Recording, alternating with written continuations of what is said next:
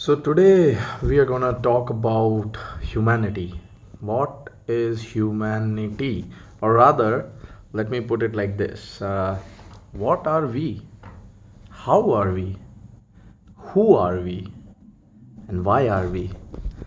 So I'm going to split these topics and I'm going to make two or three series of videos explaining why, what's, how, and beyond that, of our existence. So these are the existential questions that have been always been asked in the very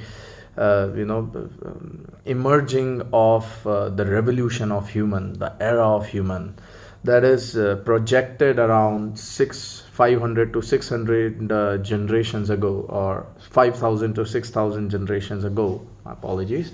So you can take it like it took roughly around 5,000 year ago that modern age of civilization has just begun in the ancient river of Nile. Beyond the ancient river of Nile, it was the ancient Egypt, then ancient India, ancient China, Babylon, and then the ancient Greeks started after a few hundred years, and so on and so forth.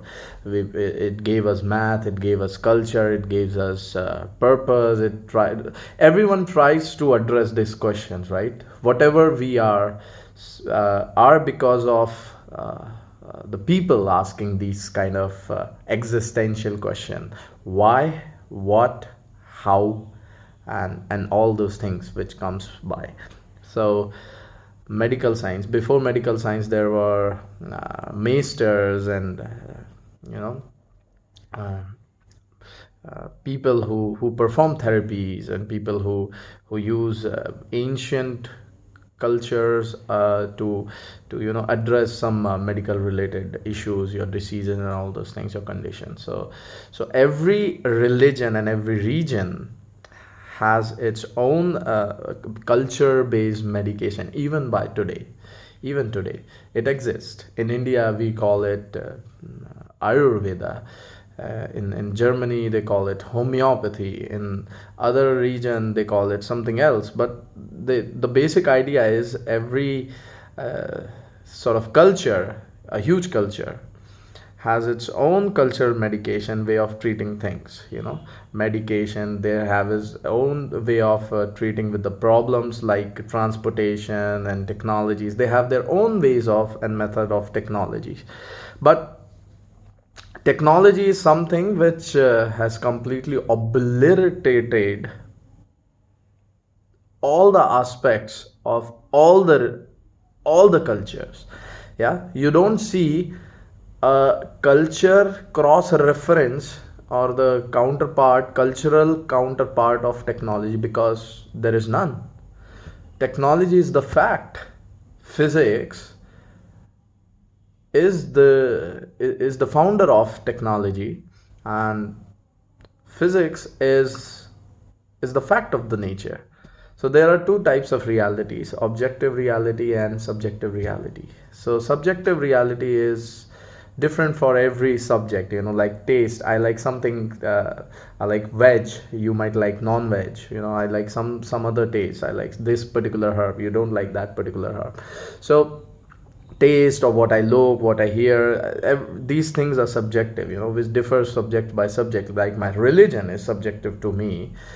You might be Christian, you might be Jew, you might be someone else, belong to some other religion. So your beliefs may not comprehend with my beliefs, or you cannot comprehend whatever I believe. So these are subjective realities.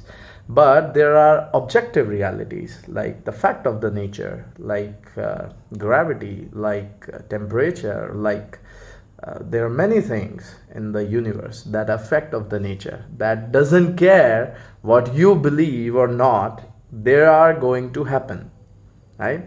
If you believe you're not going to fall in the fall from the 24th floor without if you jump from the 24th floor, and you think that your religion or your god is Jesus the savior, or Rama is the savior, or Allah is the savior, and then to just try and enchant all those mantras and try to walk on the air, thin air.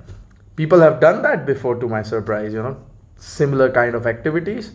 Try to walk on the river, because it has been claimed that Jesus could walk on the rivers and could perform miracles and all those things. Every dharma, I'm not pointing out a specific dharma and all. So try and understand that your intrinsic perception of reality could be different from the reality itself. So your perception, intrinsic perception of your reality is what we call as subjective reality, right? And what is the actual or the objective reality of the nature and the fact of the nature, a universal fact, the universal law, the universal truth, is the objective truth or the objective reality, right? So everyone carries that. So there is nothing wrong in it. So then the question arises, if we know what we know is wrong, is not the objective reality, then what we are doing based upon what we know is might also not be the purpose of the universe, the purpose of us that we have to serve in the universe. So it is kind of a tricky question. So what I'm trying to address here is, what is my purpose in this world? So why we are here, why we evolve as human, why I'm seeing, I'm feeling, I'm doing, why I'm conscious, why why I'm asking these questions, who is asking this question, what is the purpose of life, right? So to me though, I can define purpose of life, not straightforward, but it is quite complex question. So these kind of questions, it is not only you who is asking or me who is asking, or our generation or plus one generation or plus two generation. It is have these type of questions are always asked in the humanity, right? I've already told you about the thousand and generation when things started in the modern ancient culture, so every time people have asked and came up with a new innovative idea to express and explain the reality. But now, as of now, we know that there are two types of reality. One is objective reality and one is subjective reality. But if what you believe is your subjective reality doesn't matches with the objective reality, then what is your purpose of the whatever you're doing is based upon what you believe, right? Because a man will do what he wills, right? So whatever you have been doing the entire life is based upon your personal truth or your subjective reality. But if it doesn't matches with the objective reality, then whatever you might be doing was for a false cause, right?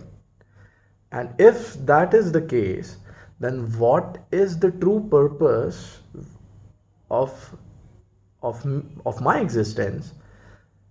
What the universe expect from me? So so if you think like that will be quite demotivating and depressing at the same time, so despite of thinking what is expected of you, and despite of trying to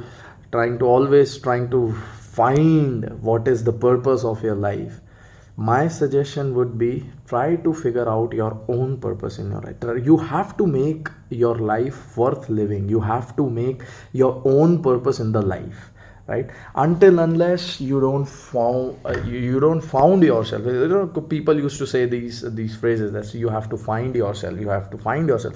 What is the meaning of it? That is as simple as it sounds, right?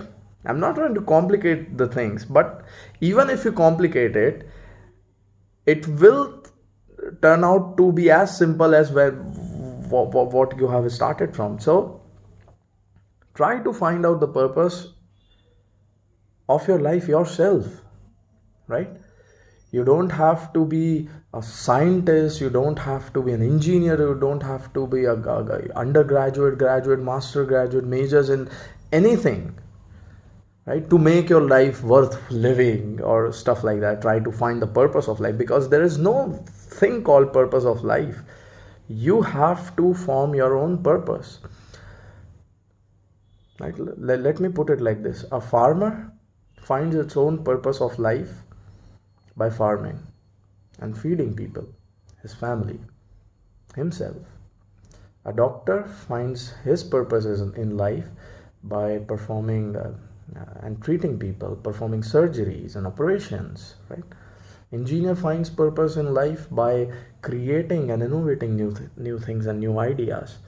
Uh, and entrepreneurs and business people try to try to make a statement by changing and by creating their own kind of innovative ideas and trying to bring into a market so that people can cherish it. So every person finds their own purpose in life. Doesn't have to be a scientist to figure out the secrets of the nature to in order to find a purpose in life. And that is the beauty of being human. You have your own consciousness and there are tools available. So whatever you like, you're free to do. Educate yourself first, and then on top of that, try and build your purpose. So whatever you like has to be your ultimate purpose in the life, because there is no higher purpose of life than to pass information to other cells. Yeah, and this is what makes us unique.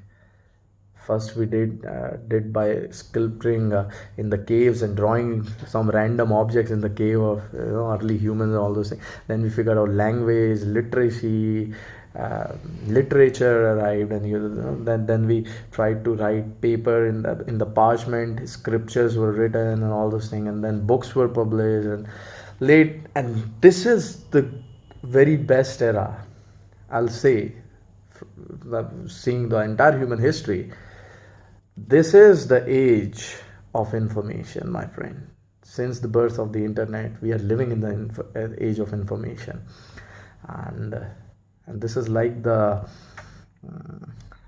it is like the golden era of information. You can preserve information in in audio, in video, in a lot of different format that was previously unheard of. So yeah, so this is me passing you, and whosoever be seeing this videos in the future, the information. And to me, this is my purpose getting fulfilled, and there is nothing higher purpose in life, considering the entire human race, to pass on information to the next cell. We do it by reproduction. Animals also do. Every species do this, but we human can also pass a higher level of information, and there is no better purpose in life to pass on the information. And in this era of digital and information age, I believe this is